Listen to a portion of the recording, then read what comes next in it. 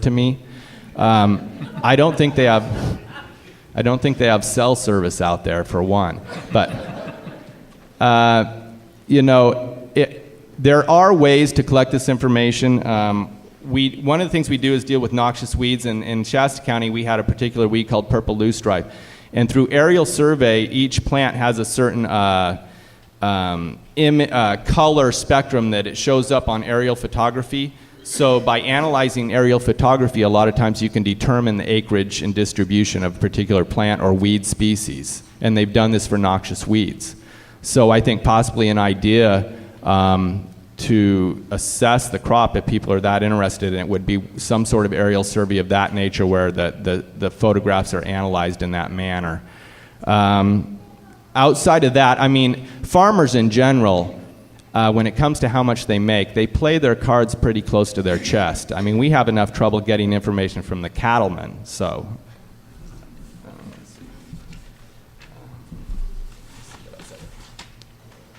Okay. I did think one estimate that I did see that I thought made a little bit of sense was Michael Adair, and I think I saw him in the audience, went through a pretty logical series of deductions in the newspaper where he arrived at an amount. And I think the big issue when you're trying to arrive at that value or that amount is what percentage of the crop does the sheriff confiscate? That's kind of the big factor that swings the number one way or the other. And I think some of the estimates they were using that it was 2% of the crop, and one estimate they used it was 8% of the crop. So I don't think you really know unless you do some sort of aerial survey, what percent of the crop maybe was confiscated.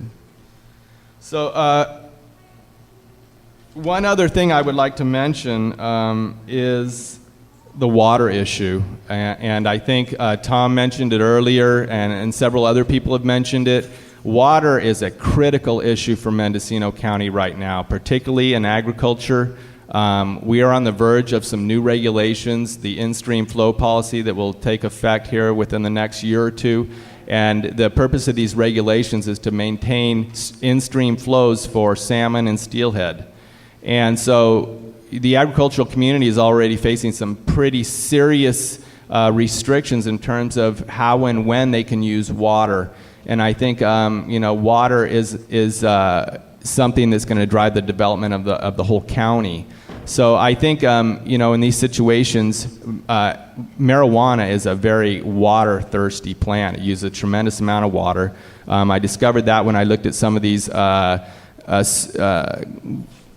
university did some studies on industrial hemp, and they quote some of the water requirements of industrial hemp, being 14 inches a year of water. So it is a large water user, and I think John Pinch has hit on this several times in the board meetings, is they are literally sucking our streams and rivers and tributaries dry, and I think that needs to be the focus, is these larger grows that are really damaging the environment. Maybe we can, get together with a water quality control or some other of these water agencies and see if we can't get some of these pumps out of these streams. Do you have much more to add, Tony? No, this is the end. That's right, the end right there. Okay, well then we're going to thank you for your comments.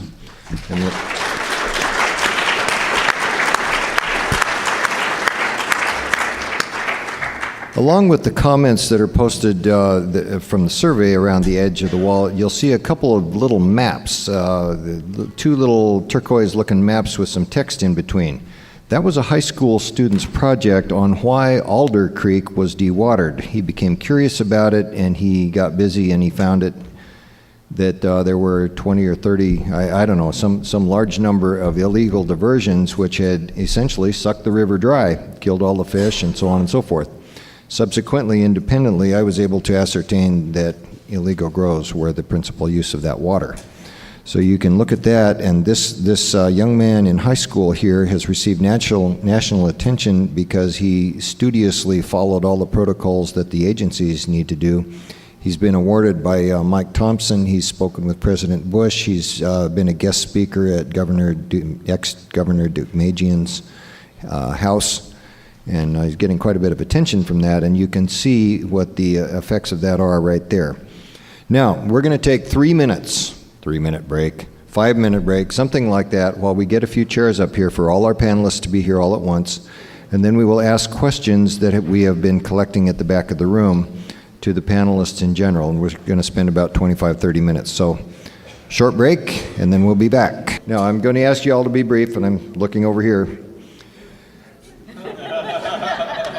Would you consider or reconsider the $25 tag program? I think we're talking about zip ties here.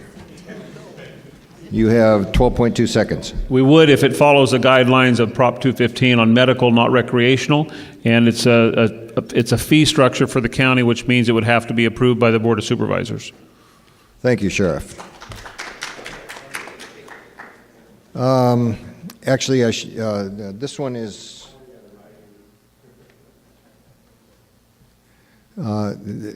for Deputy District Attorney Lintott.